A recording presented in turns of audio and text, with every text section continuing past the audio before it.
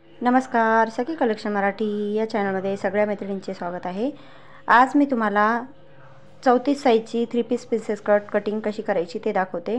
सर्वप्रथम आपण बाही काढून घेऊयात। आता बाही 3.5 घ्यायची, म्हणून मी 1 इंच शिलाई मार्जिन सोडून अशी 4.5 वर मार्जिन केलेली आहे आणि त्याला कॅप हाईट देत आहे 2.5 इंचाची। आणि ही बाहीचा आकार देऊन आता आपल्याला इथं दंडघेर घ्यायचा आहे 6 इंच। आता इथं थोडासा जॉइंट लागतो, ते नंतर लावून घ्यायचा आहे, म्हणून मी व्यवस्थित कट करून घेत नाहीये आणि लगेच मच्छी कट पण काढून घेते। आणि मच्छी कट आपण जेव्हा शिलाई करतो तेव्हा आपण कटिंग करून घेऊ शकतो, दोन्ही बाह्या एकत्र जोडून। आता ही बाही कटिंग झाली।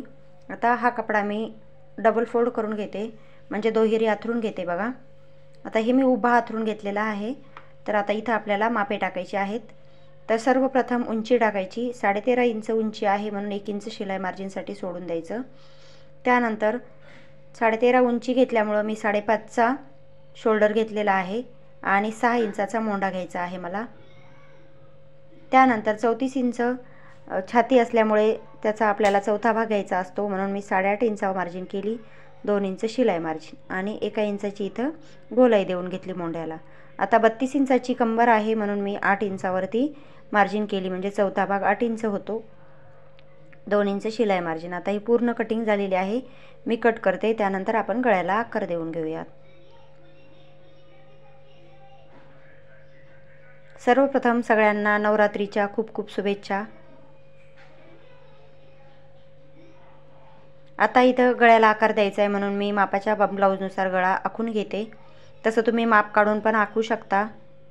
आता हा जास्तीत जास्त 10.5 इंचाचा आलेला असेल, तर वरती मी 2.25 इंच आणि खाली 3 इंच अशी मार्जिन करून बॉक्स बनवून घेते। त्यानंतर इथं आता आपल्याला गळ्याला गोलाई द्यायची आहे, तर गळा आपल्याला गोलच घ्यायचा आहे, म्हणून मी बघा अशा प्रकारे मार्किंग केलेली आहे। आता आपण ही कटिंग करून घेऊयात। आता हा झाला आपला मागचा पार्ट तयार। आता आपण काय करूयात, फ्रंट पार्ट म्हणजे समोरचा पार्ट तयार करूयात।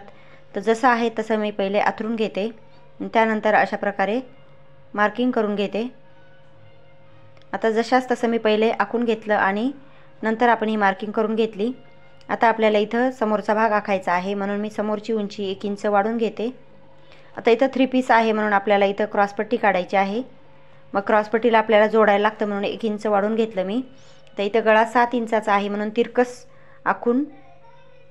आपण मार्जिन करून परत आखून घेतलेला आहे गोल गळा।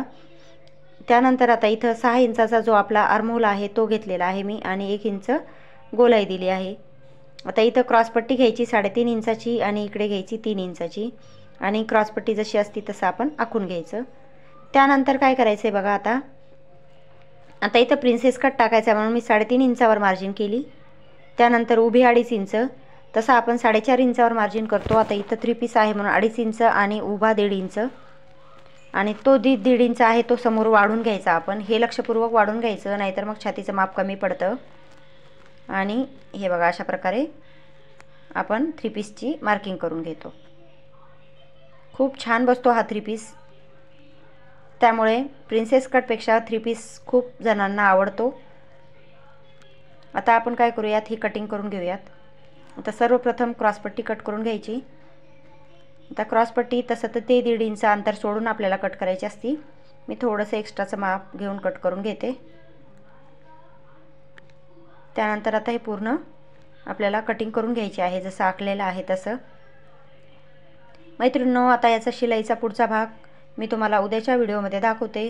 हा व्हिडिओ कसा वाटला कमेंट करून नक्की सांगा। आवडला असेल तर लाईक करायला मात्र विसरू नका। आता हे पूर्ण भाग बघा मी जसा आखलेला आहे तसाच कट करून घेतलेला आहे।